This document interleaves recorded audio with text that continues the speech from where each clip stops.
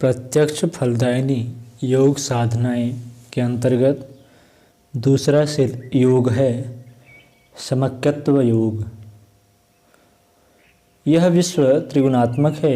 स्थूल प्रकृति को हम तीन रूपों में देखते हैं। पहला ठोस अर्थात सॉलिड, दूसरा तरल अर्थात लिक्विड, तीसरा वायु अर्थात गैस। सृष्टि की समस्त स्थूल संपदा इन तीन रूपों में ही है। पहला सत, दूसरा रज, तीसरा तम। मनुष्यों के स्वभाव, चेतनाएं, प्रवृत्तियां इन तीन विभागों में विभक्त हैं। विश्व की सूक्ष्म प्रक्रियाएं, संवेदनाएं, इच्छा, आकांक्षाएं इन तीनों के अंतर्गत है। जब तक आत्मा जीवन धारण किए हुए है, जीव स्वरूप में अवस्थित है, प्रकृति के साथ विचरण कर रही है, तब तक इन तीन गुणों के साथ भी रहना पड़ता है। स्थूल शरीर में वात, पित्त, कफ प्रधान है और सूक्ष्म शरीर में सत, रज, तम की प्रधानता है। ये तत्व समयानुसार न्यूनाधिक होते रहते हैं, पर पूर्ण रूप से किसी का भी अस्तित्व नष्ट नहीं होता। जैसे वात, पित्त, कफ तीनों ही शरीर के लिए आवश्यक है, उसी प्रकार चैतन्य जगत के लिए सत, रज, तम अनिवार्य है। इनमें कोई भला बुरा नहीं, केवल उनकी विषमता अति दुखदायी है। वात, पित्त, कफ तीनों में से कोई भी अत्यधिक या अति न्यून हो जाए तो वही अनिष्ट का कारण बन जाता है। जब वे अपनी अपनी मात्रा, मर्यादा और स्थिति के अनुसार संतुलित रहते हैं तो स्वास्थ्य ठीक रहता है। इस संतुलन में गड़बड़ी पड़ते ही मनुष्य बीमारी या मृत्यु की दाड़ों के नीचे कुचलने लगता है। हमारे अंतर्जगत में भी सतरजतम की जिस अनुपात में आवश्यकता है, यदि वह अनुपात बिगड़ जाता है तो मानसिक स्वस्थता नष्ट होने लगती है, आत्म शांति के दर्शन दुर्लभ हो जाते हैं। इसलिए तीनों गुणों का समुचित समन्वय हमारे बाह्य और आंतरिक जीवन में होना चाहिए। किसी एक ही तत्व की अति का आत्मविद्या के तत्वज्ञों ने निषेध किया है। भगवान बुद्ध ने श्रेष्ठ योग साधन मंजम मग अर्थात मध्यम मार्ग पर चलना बताया है। मध्यम निकाय का भली प्रकार मनन करने से मध्यम मार्ग की श्रेष्ठता और आवश्यकता सहज ही समझ में आ जाती है। हिंदू धर्म में इन तीनों गुणों की समुचित उपासना करने का आदेश दिया गया है। ब्रह्मा, विष्णु, महेश के रूप में त्रिदेवों का अधिष्ठान सतरजतम का ही प्रतीक है। वेद का ज्ञान का अधिष्ठाता ब्रह्मा सत का प्रतीक है। लक्ष्मीपति वैकुंठ लोक के वासी विष्णु रजोगुण का प्रतिनिधित्व करते हैं। त्रिशूलधारी तांडव नृत्य करने वाले तीसरे नेत्र से आग उगलते हुए रुद्र तमोगुण की प्रतिमा है। जिन साधकों ने प्रकृति को नारी के रूप में देखा है, उन्होंने सतरजतम को सरस्वती, लक्ष्मी एवं दुर्गा की छवि के साथ देखा है। इन सभी को हिंदू दार्शनिकों ने उपास्य ठहराया है। तीनों ही गुण जीवन के अभिन्न अंग हैं, इसलिए उनका समुचित सदुपयोग, सम्यक समन्वय होना चाहिए। यही त्रिदेव पूजा का आध्यात्मिक रहस्य है। मोटी धारणा के अनुसार सत को ग्राह्य और तम को त्याज्य माना जाता है, पर यह धारणा भ्रम मूलक है। तीनों का ही अपना अपना महत्व है, तीनों की ही अपने अपने स्थान पर आवश्यकता है। हाँ, मात्रा में अंतर अवश्य होना चाहिए। सत की मात्रा सबसे अधिक, रज की उससे कम, तम की उससे कम होनी चाहिए और तीनों का यथास्थान यथावसर विवेकपूर्वक उपयोग होना चाहिए। समत्व का एक अर्थ समता, बराबरी है और दूसरा अर्थ समकत्व, भली प्रकार यथोचित रीति से है।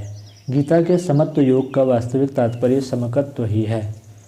सबको समान समझने का अर्थ ब्राह्मण और कसाई को, राजा और गधे को, माता और पत्नी को, पुत्र और पिता को एक समान समझना नहीं है, वरन यह है कि सम्यक रीति से भली प्रकार उन्हें समझा जाए। जो जैसा हो उसे वैसा ही समझा जाए। सतोगुण हमारे जीवन में सबसे अधिक होना चाहिए। प्रेम, करुणा, मैत्री, सेवा, सहायता, दया, निष्कपटता, उदारता, पवित्रता, त्याग एवं संयम के भाव मन में अधिक मात्रा में होने चाहिए। इन भावों को चरितार्थ करने के लिए प्रयत्नशील रहना चाहिए। अधिकारी व्यक्तियों के प्रति विवेक पूर्वक उनका उचित उपयोग करना चाहिए। रजोगुण का अर्थ है संपन्नता। जीवन के चतुर्मुखी विकास के साधनों को संपन्नता कहते हैं। जैसे बिना कागज़ स्याही के पत्र नहीं लिखा जा सकता, बिना खांड के मिठाई नहीं बन सकती, उसी प्रकार बिना साधनों के जीवन का विकास नहीं हो सकता। स्वास्थ्य, विद्या, धन, प्रतिष्ठा, मित्रता, चातुर्य, साहस, ये 7 संपन्नताएं आत्मोन्नति के लिए बड़ी आवश्यक है। अपने आप को बलवान, संपन्न, समृद्ध, विकसित बनाना, अपने निकटवर्ती व्यक्तियों को संपन्न बनाना जीवन की बहुत बड़ी आवश्यकता है, क्योंकि सत्य की रक्षा और वृद्धि के लिए रज की जरूरत पड़ती है।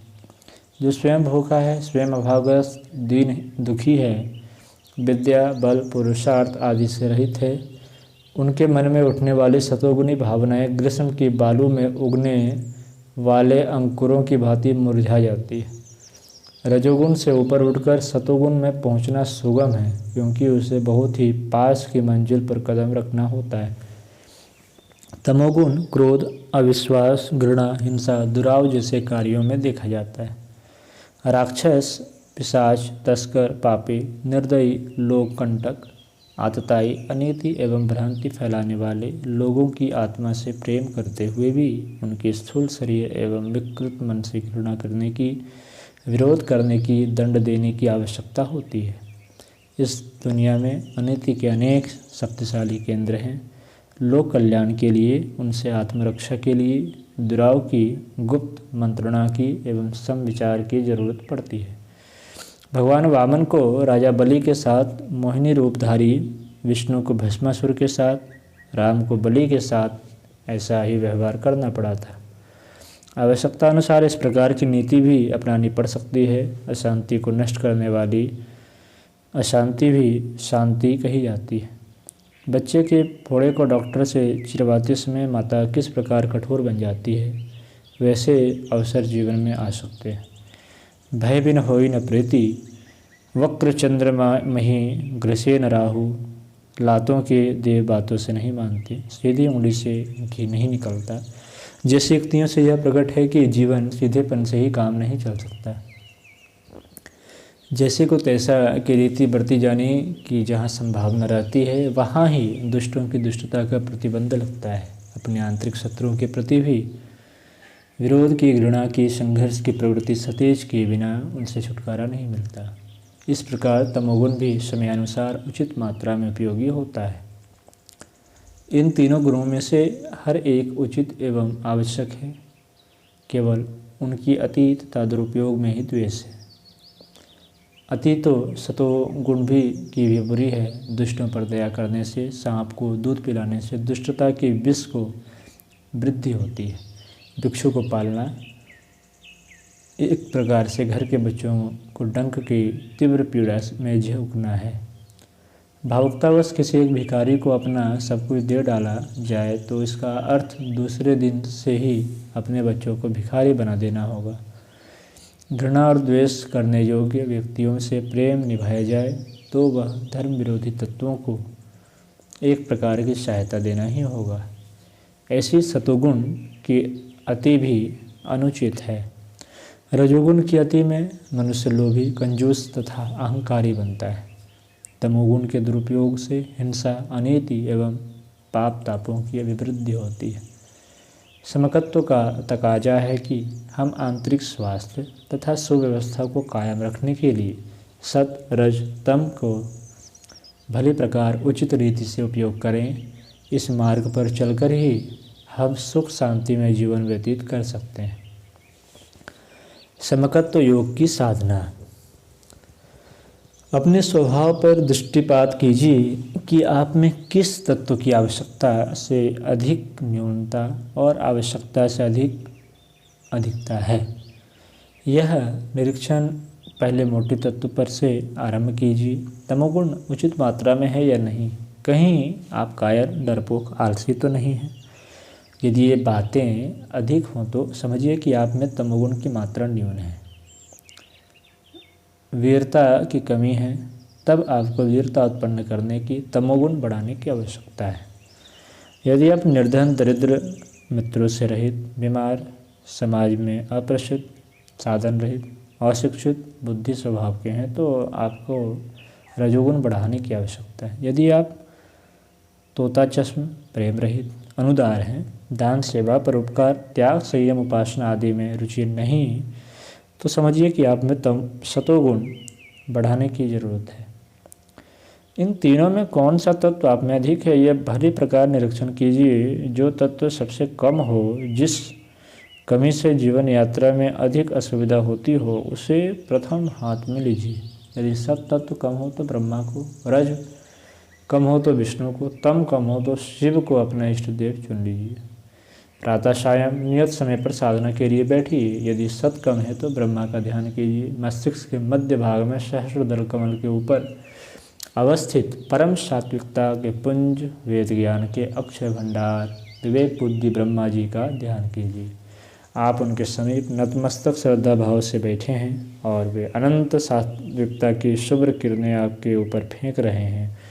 दाहिना हाथ उठाकर आपको प्रचंड सात्विक शक्तियों की अभिवृद्धि का वरदान दे रहे हैं। इस ध्यान को एकाग्र मन से दृढ़ संकल्प और पूर्ण श्रद्धा के साथ कीजिए। यदि आप में रजोगुण कम है तो ध्यान कीजिए कि निखिल रजोगुण के प्रतीक श्री भगवान विष्णु अतुलित वैभव वाले वैकुंठ लोक में रत्न जड़ित स्वर्ण सिंहासन पर विराजमान हैं। आप उनके दाहिनी और भक्ति भाव से बैठे हैं और वे आपके मस्तक पर हाथ फेर रहे हैं। उनकी कृपा दृष्टि द्वारा अतुलित रजोगुणी शक्तियाँ आपके अंतःकरण में भरी जा रही हैं। यदि आप में तमोगुण कम है तो ध्यान कीजिए कि प्रलयंकारी शंकर लाल लाल प्रज्वलित अग्नि जैसा तीसरा नेत्र खोलकर तांडव नृत्य कर रहे हैं। उनकी नृत्य के साथ कड़कड़ाती बिजली जैसी पीत वर्ण लपटें चारों ओर फैल रही हैं। आप उस नृत्य को देख रहे हैं। डमरू की ध्वनि से आपके हृदय में वीरता की संहारणी शक्ति का संचार हो रहा है। चारों ओर उड़ने वाली बिजली की लपटें आपके शरीर में प्रवेश करके नव चेतना, नव स्फूर्ति, निरालस्यता उत्पन्न कर रही है। भगवान शंकर प्रसन्न होकर आपकी चारों ओर डमरू बजाते हुए नृत्य कर रहे हैं और आपको अतुलित बल प्रदान कर रहे हैं। यदि आप इष्टदेव के पुरुष वेश की अपेक्षा स्त्री वेश में दर्शन करना पसंद करते हैं या स्वयं स्त्री हैं तो ब्रह्मा के स्थान पर सरस्वती, विष्णु के स्थान पर लक्ष्मी, शिव के स्थान पर दुर्गा का ध्यान कर सकते हैं। इन ध्यानों से जो तत्व आप में कम है वह निश्चित रूप से वृद्धि को प्राप्त होगा। ओम